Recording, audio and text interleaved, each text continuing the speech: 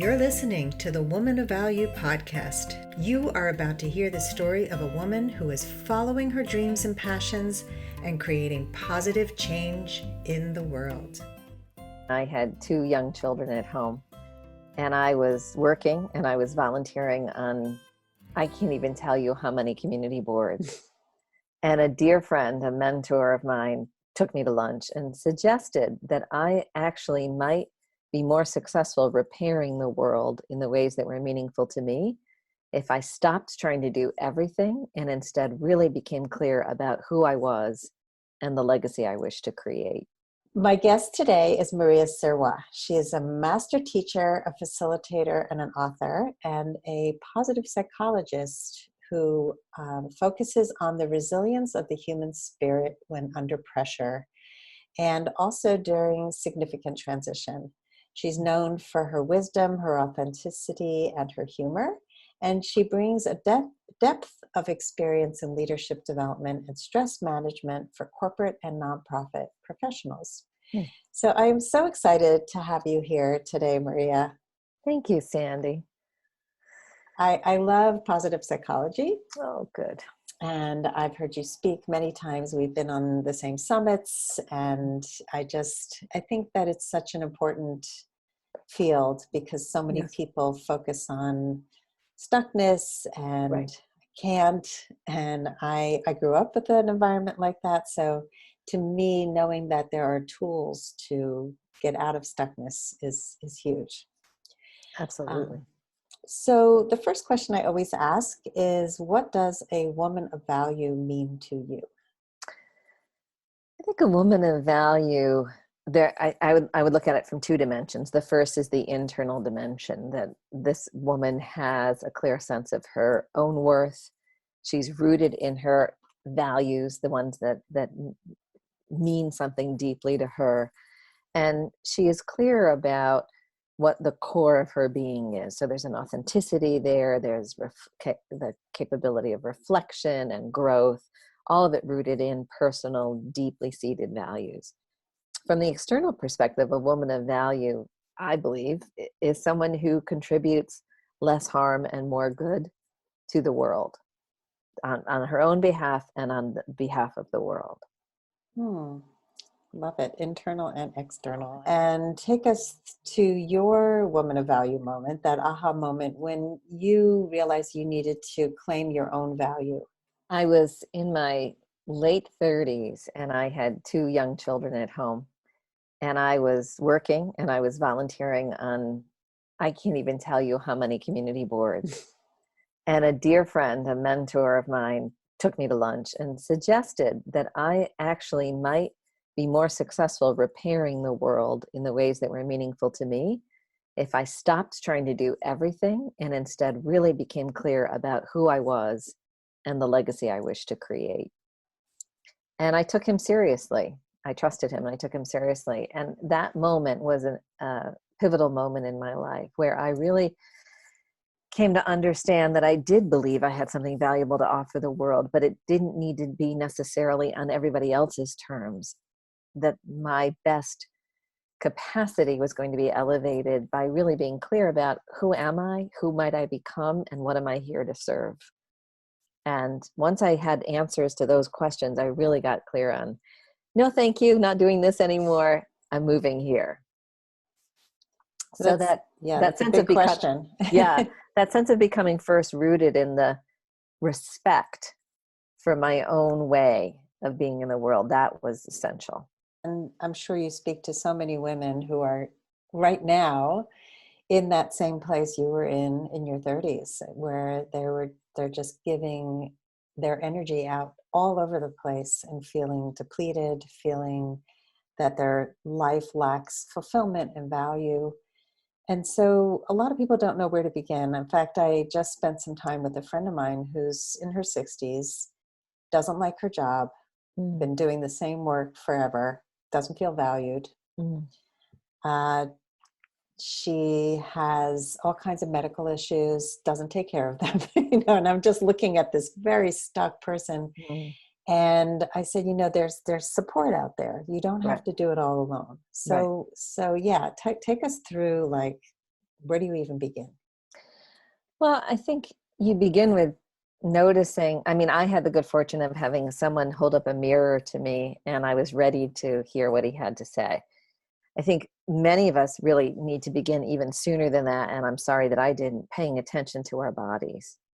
You know, if you're chronically fatigued, if you're rushing all the time, if you're irritable with everyone, if you constantly feel like the world is pressing in on you, you know, there's a good chance you haven't taken enough of a mindful pause to think about, ooh, what is it that I'm really interested in bringing forward in the world, and how do I get there?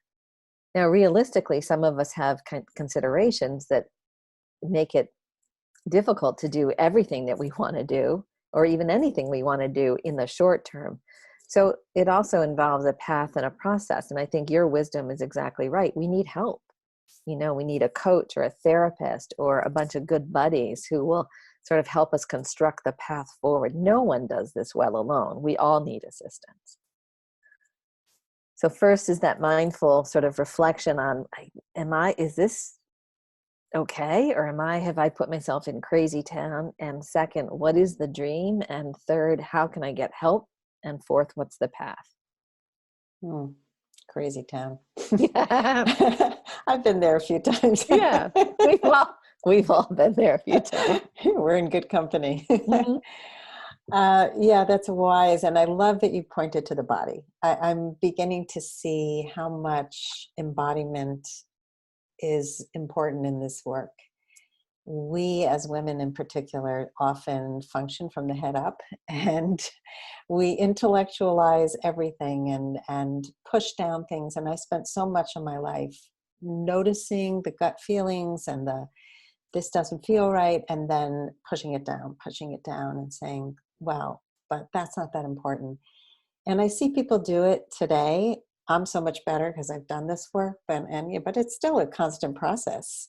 Sure. But when you see somebody who says, this is really important to me, and then 5 minutes later they say, not that important. Right, right. So yeah, what would you say to a woman like that who just keeps, diminishing her needs? Well, really, I mean, if she's a close friend, it would be a much more honest sort of conversation about, I notice that every time you mention something that you really love or that you really want to do, within 5 minutes, you've already closed the door and you haven't even given yourself a chance to experience it. I'm just noticing that, and I wouldn't want that for you. As a coach or a therapist, one of the things professionals can do really well is offer the question, what would it be like to actually pursue the thing you think you love?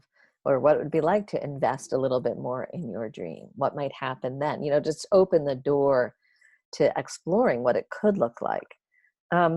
When people are in desperate straits, and sometimes that happens in my class, they'll come up to me after a lecture and they'll say, everything is falling apart. Nothing is holding. Life doesn't make sense anymore. I have no idea what to do. The first, always best response is, can you take 3 deep breaths? And then can you take 4? And then can you sit for a minute? And then can you sit for 2 minutes? And can you quiet your mind long enough to know what your next best step might be? So here's where mindfulness, any kind of meditative, mindful, present, focused practice can be really helpful. Yeah, taking that breath, those breaths, and then increasing it. Yep. Yeah, I love that. I think that when you're in that state of panic, you're not breathing. We're not breathing. And shallow. I like to remind people that if we were to see, like if you and I were walking down the street together, Sandy, and we saw a 4-year-old on the ground throwing a huge temper tantrum, we wouldn't say to that 4-year-old, oh my God, you're in over your head. Here, let me tell you what could make that even crazier, and like we wouldn't do that, right? We would say, okay, let's take a breath. But we don't do that to ourselves. We wake up and we're agitated, and what do? Instead of getting quiet and reflecting on the agitation, we rush, we yell, we slam food down our mouths, or we walk out of the house without any food. We're nasty to the neighbor. We take on more work thinking, oh, if I just keep busy somehow, right? Like, it's like telling the 4-year-old to keep going, get even more crazy. That's what we end up doing to ourselves. Yeah, and many of us are stuck in that toddler state of mind, right? Well, the thing is, life is challenging, and there are things that challenge any one of us to fall apart, right? To disintegrate. Yeah, So, right, we have to find a way to take that breath. yeah. So you mentioned your children earlier. Mm. How old are they now? 24 and 20. Okay. Yeah. And so I know for myself, and I'm curious with you, is one of my greatest triumphs has been watching my children really get this, really take on better life skills and Mm. learning to set boundaries and speak up. And even this morning, my youngest, who's 25, said to me, or her boss had sent her a nasty text and Mm. was angry at her for something, and went right to an accusation without checking in with her. And so it was huge for her to take a breath and know that she had done everything that she knew was right and wanted to have a phone conversation, not a text one. Mm. That was huge. And she called me and she said, "Mom, can I vent?" That also was big for her Mhm. to check in with me and say, "Is it okay for me to vent?" And Mhm. that came with a lot of training. So just watching the life skills, taking place and happening with your own offspring so that they have a better life than maybe the struggles that we had. So I'm curious how your children are.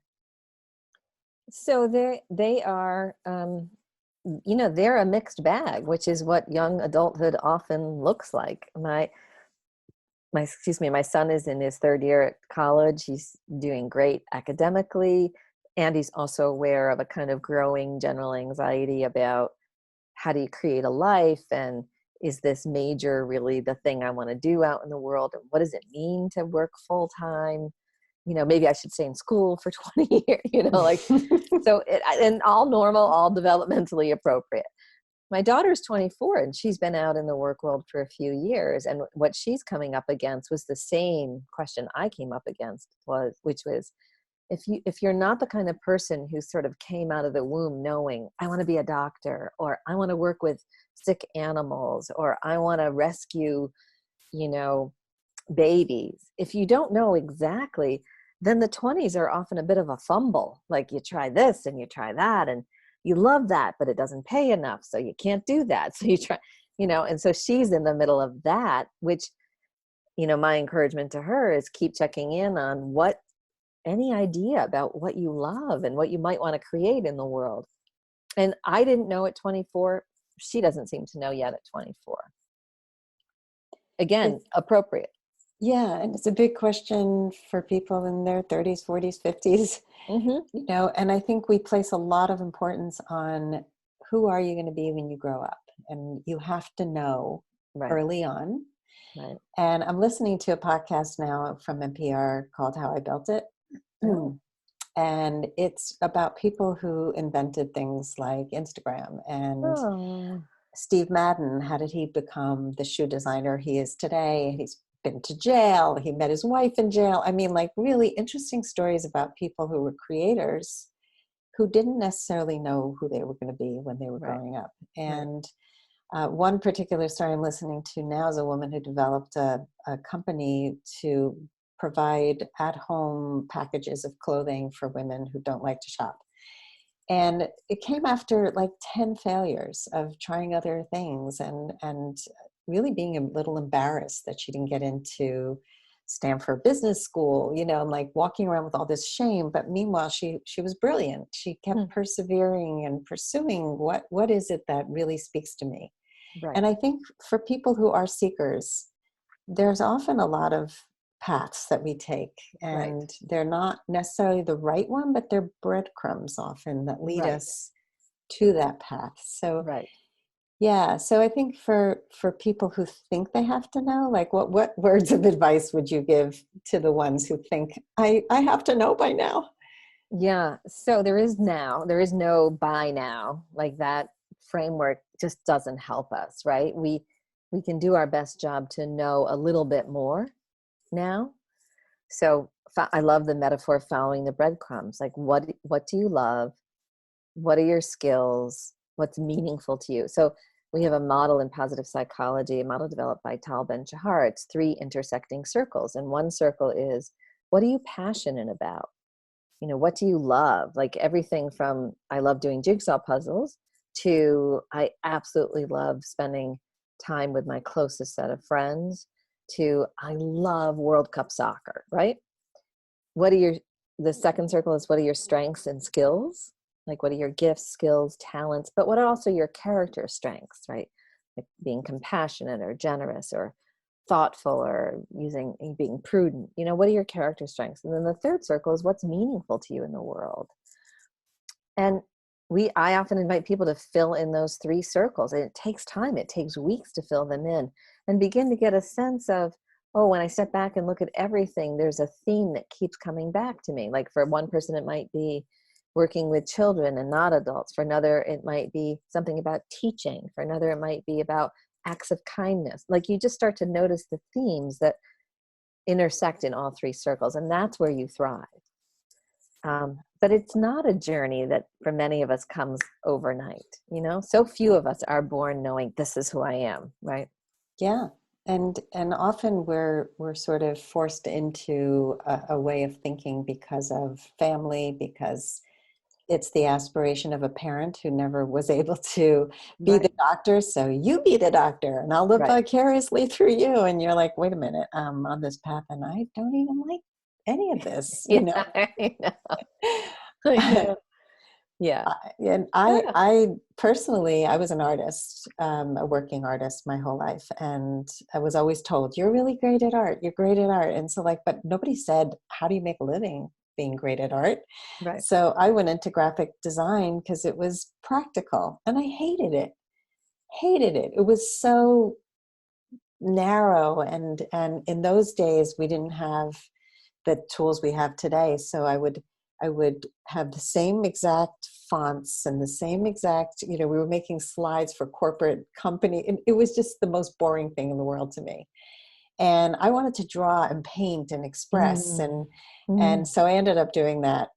I left the graphic arts. I married a comedian. And we created together. That was the best part of our marriage that failed after 23 years, but it was the creation was what drew me to him. And the coaching came because that was always a part of me, that Mm-hmm. part that connected to people. And so Mm-hmm. divorce was a part of reclaiming who I Right. was at my Right. core. Right. Right. So it's finding like, okay, what part of me, like I had to do that work. Mm-hmm. What part of me is not feeling big enough? It's feeling like I'm playing small in the world. Right. Right.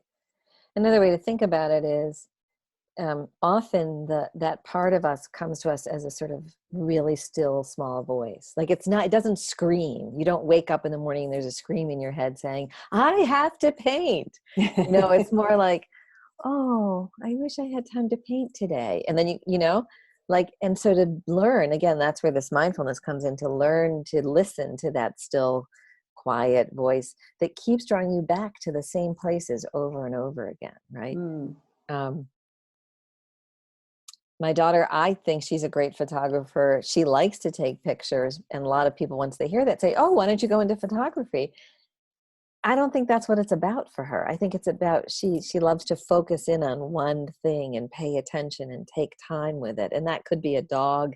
It could be a photograph. It could be a human being, right? So we do tend to come to quick solutions. And in reality, we don't know what that photographic creative impulse, where that's going to manifest in her. Yeah.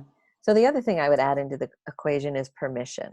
You know what? Permission to not know, permission to try and experiment and see if it works, permission to test something out, but permission to not know.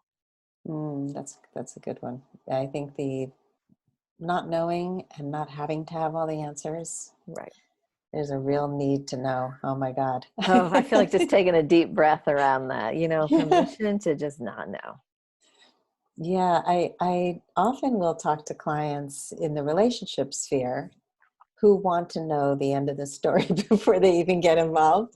And it's like, reading the last page of the book before Yeah. you start, which I would never do. But, not realizing that there is such beauty in the something evolving, something showing itself over time. And we often think we have to have it all, know it all, so we don't get hurt, so we don't waste time. And just the permission to not know, there's a certain magic that comes up for me around that. I remember a therapist of mine, God, this was back in my 20s, saying, what if you just sort of let the world come to you a little bit and stop trying to control everything that's going to happen to you over the weekend? Like, just why don't you just see who might call you, or who might show up on your doorstep, or what might show up on your doorstep, instead of you trying to force the perfect next day, right? And I thought he was speaking Greek. I had so much anxiety. I was trying to control everything. But I think he was opening that door that you're talking about, is that there is mystery, there is wonder. And we do have to find, here's the other side of that breadcrumb question. As we are laying down or noticing our breadcrumbs, can we enjoy the moment as it is? Because that's the only guarantee we have, is this day, right? So can I find a way to enjoy the day while moving a little bit more toward whatever is valuable or significant or meaningful to me? Yeah, that's just really important. And it's so hard for us to find meaning in the moment because we assign meaning to doing, Yeah, accomplishing. right. What have you accomplished? Like I personally, like when I meet somebody new, I don't care about their accomplishments. I care about the person that they are, Mm, who they've become in crisis, the stuff that we actually have created for our life, to build body into who we are, rather than I have a degree from this school, and it's so unimportant to me. mhm, Um, mhm. but for a lot of people, those accomplishments hold so much importance. Right, right, right. And for many of us, a part of that is a misguided belief that we're all sort of vulnerable to in this culture, that there's a formula. If I achieve this level and I get these letters after my name, and I work and make this much money, like somehow if I fill in the formula, I'll be happy and I'll feel good about myself, right? And there's no formula. No. First of all, you try a formula and life will life will have its way with you. But second of all, even if you are successful filling in the formula, often it's not you. It's not your way in the world. It was Yeah. somebody, your interpretation of what you thought you should be. Right. Yeah. And everybody has their own path. Everybody has their own It's path.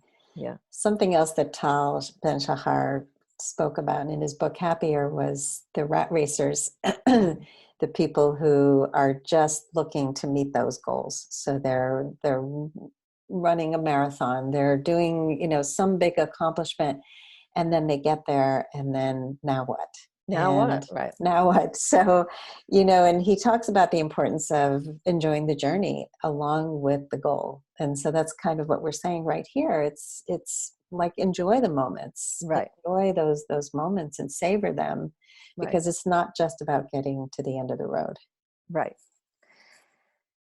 It reminds me, something you just said reminds me that, you know, another myth we carry is that my life won't be meaningful unless I'm married or have a partner, or unless I have children, right? We have these stories that we tell ourselves about what a life of value or worth is. And what the research is showing, this is work from Mike Steger at the University of Colorado, um, is that when we imbue our day, our way, the things we love with significance, we experience life as more meaningful. So if one of my favorite things is bling and glitter and stuff like that, and I actually invest in sequins to put on my jeans, and I sit down and I take the time to do that, it may have no meaning to anyone else, but because I've invested and I take myself seriously in this small pleasure, suddenly my day is more meaningful. And if you do that on a regular basis, if you invest in the things that you actually love, even when they're tiny, you start to feel a greater sense of life satisfaction and well-being in the world. So significance doesn't come from externally. It's really from inside. So true. And you just reminded me of my unhappy marriage, and the things that I did when I was in overwhelm Mm-hmm. were to make sure that I was creative every day, Ah. because creativity is a very important value to me. So whether it was painting a table, Mm-hmm. or doing a project with my kids, or baking, or any way that creativity happened Right. made me feel that I was more fulfilled that day.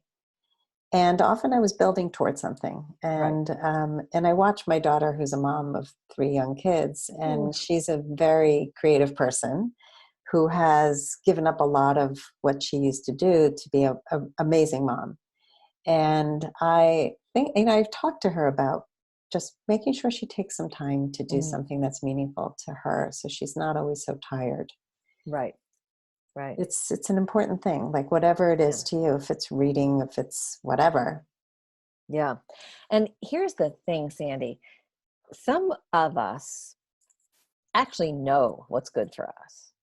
We just are terrible at setting boundaries around that, Mm. right? And now I'm remembering, did you ever read Clarissa Pinkola Esté's book, Women Who Run with the Wolves?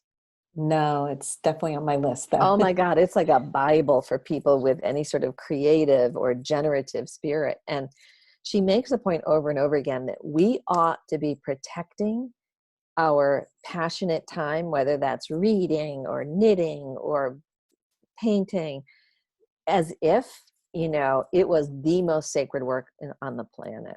And she has a friend, an artist, who, when she's doing her art, puts a sign on her doorway that says, no one is allowed to disturb me. And yes, that means you, my daughter, my accountant, my lawyer, and my best friend, unless Jesus has been sighted on the old house highway, right? Except for the Messiah, nobody's allowed to bother me, right? I love that. But that's how fierce we have to be, you Yes. know? Yes. Boundaries. Oh my God. That's my language right there. Yes. I teach a whole Yeah. course with a co-leader on boundaries, Yeah. because to me, I spent so much of my life not Mm. protecting the things that were important to me, Mm-hmm. letting people steamroll my boundaries. And Yep. um, for, uh, when I was married, we had no locks on most of the doors in our house. That's how few boundaries there were. And Right. so there was a lock on our bathroom door, and my husband would make these crazy hours for himself. As a comedian, he was working for himself, but he would leave the house like at 4:30 in the morning, drive to a studio where he would work, and then come back exhausted. Ah, So he'd miss the morning with the kids. He'd right. come back tired, and he'd pretty much fall asleep while the kids were falling asleep. And Mm-hmm. it drove me crazy. Mm. How am I going to change this? He's not listening to anything I say. So I started taking a bath during bedtime Mm. and bringing in a book and making that my sacred space, locking the door. And it forced him to stay up and read to the kids and put them to bed. It was brilliant, I have Yeah. to say. Yeah. Yeah. On so many levels. It gave the Yeah. kids time with their dad, and it gave me the time that I needed to regroup and to recharge, because I didn't have it. And it's so crucial. It's Yeah. so crucial. We deplete ourselves and we fall apart. I like to think of the capacity to say no and the capacity to say yes kind of as an interlocking infinity loop. So the more you're able to say no, which is to set healthy boundaries, the more it swings you to that other side where you have energy to say yes to the things that you love, right? If you're saying yes constantly and you don't have the capacity to say no, you're just going to burn yourself out. If you're saying, um, so we have to have both. We have to have the capacity to balance too much yesing with no's and too much no, no, no, no, no, it's all about me, or it's all about only living this small life, with more of the yes. Like what do I love? What am I interested in? What am I fascinated by? What am I going to try? Right? So they work together beautifully. But if you're low on one, it's going to make the other one very hard. That's a great way to look at it. Yeah. I love the infinity loop. So in your life, Mm. Maria, Mm. what are your yeses and nos? So no, recently is well, I'll start with my yeses. I have two and a half because the half is it's in my head, but I haven't started yet. 2.5 writing projects going, creative that I love, and in order to protect that, I've been saying no. So I'm saying no to certain work opportunities. I'm saying no to certain kinds of phone calls and coaching questions. I'm only choosing the things that really fit well into my schedule, that lift and energize me, and everything else is a no. Barbara Kingsolver, the author, I was once working for a women's newspaper, and we were trying to bring together a cohort of writers, and we invited Barbara Kingsolver to come and speak. And she wrote me back the most beautiful rejection letter that essentially said, I'm working on a new novel, and while I am writing, it's best for me to say no to anything that doesn't serve my writing. Mm. And I wish you well. She was very kind. I wish you well, blah, blah, blah. And I thought, oh, I can learn something from her. And so creativity right now is around writing. It's around being at home and playing with my young adult kids. And so I have to protect the boundaries on the other side. So yes, right now is a lot about writing. Mm.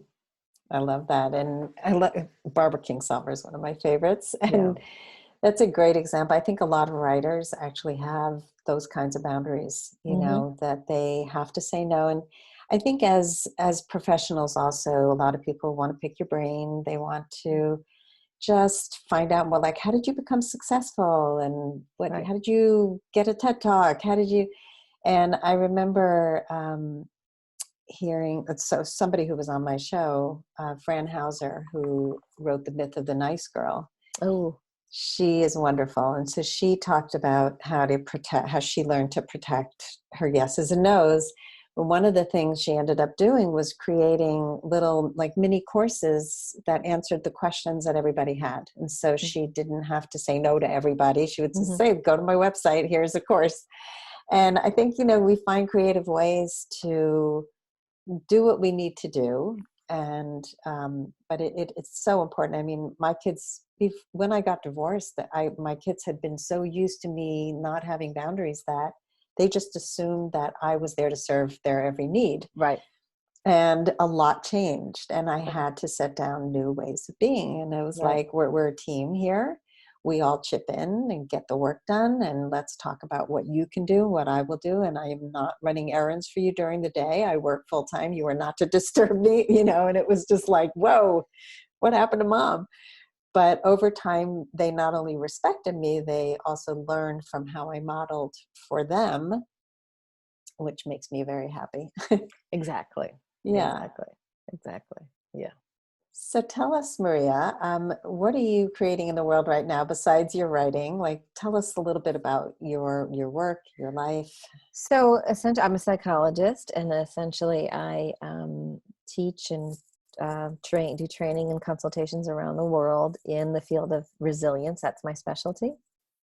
So I work with organizations, I work with community groups, I work with women's groups, religious institutions, all around themes of essentially, addressing a kind of overarching question, which is, how do we grow and how do we move toward resilience in difficult times?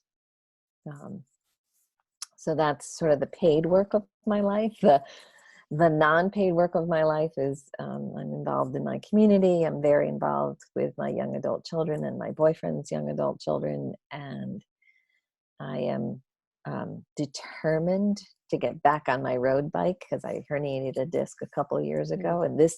But I'm good now. So this spring is going to be all about biking. So that's what I'm doing in the world. Fun.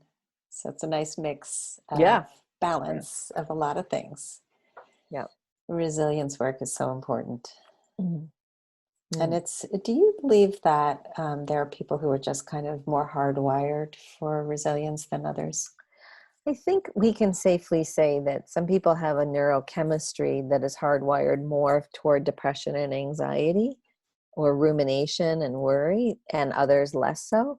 And the first, the hard wiring of pessimism, rumination, worrying, obsessive compulsive disorders, that sort of thing, that does make resilience a little more challenging. It doesn't mean that they can't be resilient, that they aren't resilient, and nor does it mean that they can't increase their resilience at any time. Resilience is a choice. It's not like some of us got the resilient fairy dust and some of us didn't, right? It's actually, some of us were raised in families that cultivated more resilience naturally, some of us not, or religious systems or school systems, right? So, but it can be absolutely up-leveled at any time. Yeah. Yeah, it's always interesting in a family to see who comes out with different skills, different resilience, different, Right. um, Right. the pessimism or the optimism. Right. And neither one of those, like there is a place for pessimism. I was just teaching this morning and I remembered a woman I worked with in one of my programs who is literally a rocket scientist for NASA. And she is on the team for, and I'm sorry, I don't know the technical term, but they are math modelers of the acceptable margins of error. So we build a rocket to go, to here, let's say to Venus, and there are going to be certain acceptable margins of error for how the metal works, how the booster system works, how hot everything is inside, how much oxygen, and so this math modeling team, to do their job well, they have to anticipate every possible failure. I want someone hardwired for pessimism in that job. The problem is it doesn't translate well at home, right? Just like attorneys often are hardwired to predict what could go wrong, doesn't always translate good to relationships. So we need a combination of both skills. The danger is if we're overly optimistic or rigidly stuck into pessimism, we can't see reality in its wholeness. Yeah. And skepticism too. I think to go in with a healthy level of skepticism instead of just this Pollyanna way of looking at everything in the world, it keeps us honest and, prevents us from making horrible, Right. wrong turns in life. Right. But it definitely is a balance. We definitely need both. I was thinking of actuaries and people who predict horrible things in the world. And surgeons, like I want my surgeon to be ready for everything that could go wrong, right? Like I want my surgeon to be ready. It doesn't mean I also don't want my surgeon to be hopeful.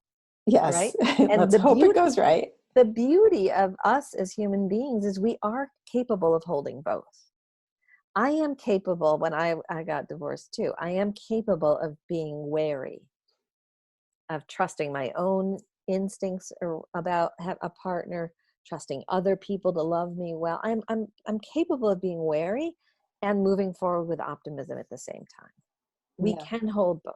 Mm-hmm. I totally agree. And I often teach this with women who are dating, that there's a level of short-term pessimism that you need to bring to a date, because if you come in thinking, oh my God, this is it, you're going to burn out so quickly. But keep that long-term optimism, in your field of vision, or you're going to give up hope altogether. Right. So it's a helpful skill to hold both. Yeah. So we're talking a lot about balance, the yeses and the nos, and the optimism, the pessimism. It's not one of anything. It's really life is a bunch of, sort of paradox. Very much so. Yeah. So Maria, what's your vision for the future, for yourself, for others? What is your dream? So I have a short-term dream. I turned 60 this year. So I've been planning my 60th year for 2 years now, since I was 58, because I do like to plan and control things. We already know that. But I do it much more lightheartedly than when I was in my 20s. And this year for me is all about joy. It's about the bike riding. It's about the writing. I'm taking my kids and my boyfriend and his kids on a hiking trip to Italy, which I'm really looking forward to. I'm planning a special moment with my closest friends. So I consciously, mindfully 2 years ago began to think about, what do I want the theme of my 60th year to be?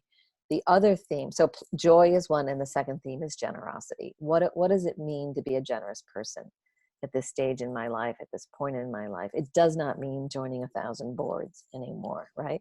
So what does it mean? So I'm living into that question. And then longer term, I think, my work in the world has been modeling and teaching strategies and tools that enable us to hold both. And more, I'm being invited into conversations that are bigger in nature, like more about how do we as a community, or how do we as a state, or how do we even as a country hold resilience when so many of us are in despair about the state of the world, or the state of the planet, or the state of our governments, and so on. So I'm just speaking from my perspective, doing what I can to build up courage to continue my work on these larger stages. My vision for the world is that in many ways, the world is better than it's ever been. I mean, there's Nicholas Kristof from the New York Times had an article about, at the beginning of the new year, about how major advances have been made in things like child mortality rates and responses to natural disasters and poverty and girls' education globally, and so in many ways humanity is doing very well, and in certain ways we're doing horrifically, like with climate change and so on. So again, finding the capacity to hold both, so that the people who are ready to address climate change can address it with resilience. We all need to develop this capacity to face the larger issues and move to do something about them. Mm. Wow, and happy birthday. Soon. When is your birthday? Not till October. Oh, wow, you're really a planner. Oh, I am. Well, here's the thing. So to go back to being a value, right, where we started, value and worth and significance. If I want my birthday year to be filled with joy, I need to prioritize that. Yeah. Just sit back and wait. Like, here's, how many of us have had birthdays where we thought, oh, wouldn't it be nice if somebody did this for me, or made this moment happen, or created this, right? One of the biggest ways to inculcate meaning and significance in your life is to actually create the thing that you want and tell people, this is what I want. Welcome to join me, right? So do I want a surprise birthday party? No. Do I want to be hiking in Italy in June? Yes. Right. So I needed to figure that out. It's also, it's about personal leadership. It's about leading yourself into your life, into your day. Mm. Yeah, I couldn't agree more. When I turned 40, I had a sleepover party. I had very young children. I had just moved to a new town. I barely knew anyone. And it was a gathering of people from so many parts of my life. And I planned it. I kicked my family out. And we had personal pizzas we made, and my friends brought me the most hysterical gifts. And the morning when we woke up, we made projects. We had like a 4-year-old party for my 40th, and I loved it. I loved, I'll tell you what, one of the most beautiful parts was, first of all, having these people from all these different parts of my life come together and seeing how they all connect. Because when we really know what our values are, we know that we connect to people who are similar in certain ways. And so I never worried that they wouldn't get along. But I also really love that a lot of them were going through really hard times, and they were able to laugh about it and to let go and to really celebrate and have joy. And that to me was really special. Yeah. Yeah. So I'm a big believer in creating what you want. Yeah. Yeah. Celebrating. When my babies were little, I was in therapy, and my ex-husband was quite ill with cancer at the time. And I remember, the heaviness in my heart of his illness and what was going to come, and would he recover, and the, exhaustion of taking care of 2 little babies at the same time. And my therapist said something brilliant, which you just referred to. She said, the the moms who learn to get through this intact, this parenting thing intact, tend to be good at creating moments that lift them and that create, positivity and energy for their children. And the moments are going to be different from child to child, right? Like my son loved to be read to sleep at night. My daughter loved to be, exploring with mud puddles, right? Like really creating moments. And as adults, we're so good at often creating moments for other people, we forgot that we get to create them for ourselves, just like you did around your 40th birthday. Yeah. Right? Yeah, creating those moments. And also, well, there's just so many conversations I could have with you. I'm just like, but again, I've been doing my birthdays for years now. But it's you also just reminded me of like how we attune to our children's needs, Right. and not treat them all as one size fits all. Right. And really the moment for me that was so defining as a parent was when I stopped trying to control my children and think, well, I'm the boss and you're supposed to listen to me. And how could you be so defiant? And really reframing parenting and celebrating the uniqueness of each child, and reframing stubborn as stick-to-itiveness, and just really seeing the value in them. And even today, my kids are very creative, not shocking from two creative parents, but in their own way. And I never want anybody to say to them, oh, you're just like your mother. Right. So whenever somebody will say, oh, the apple doesn't fall from the tree and all that stuff, I just say, they are artists in their own right. They each have their own talent, and I appreciate, there is definitely a connection, but pay attention to what they're creating, because that's on them. And but to me, it's really important to hear them, to see them, to have them feel seen and heard for who they are and who they become in the world. Yes. All right. Beautifully said. Beautifully said. So we're coming towards the end, and we're at the lightning round. Okay. Ask you some quick questions. Great. All right. So fill in the blank. I used to think I wasn't blank enough. Wise enough. In what way were you not wise enough? I just always wanted to be wise. I always wanted to know something with, the biggest perspective and the most healthy perspective possible. And it turns out you can't get there until you suffered and struggled along the way and made some mistakes. Yes. Right? Oh, those mistakes. Yes. They're so important. We're going to get to that in a minute. Okay. What was the number one thing holding you back from becoming a woman of value? Self-doubt. Big one for so many of us. Yep. Probably all of us. Yeah. What is a mistake you made that taught you an important life lesson? When I was in college, I didn't have my own voice, and I didn't know how to break up with a boy that I had been with. And so I didn't. But meanwhile, I was starting to be interested in someone else. And the two sort of moments overlapped. I can't say I actually cheated on my boyfriend. Like, it wasn't like that, but I wasn't in integrity. And he called me out on it, and he was right to call me out on it. And I've never forgotten the pain of that, and the shame and the pain that I caused him, and not doing that again. Never did that again. What is the best advice you can give to a woman who wants to become more empowered? Start with noticing every day something that you actually deeply appreciate about yourself. You want to build up a lexicon and a treasure map of what is already good and valued within you from your own perspective. I love the treasure map. Great analogy. And finally, Maria, how would you like to be remembered? I'd like to be remembered as the woman who gave hope, who brought hope alive, and even in the darkest moments.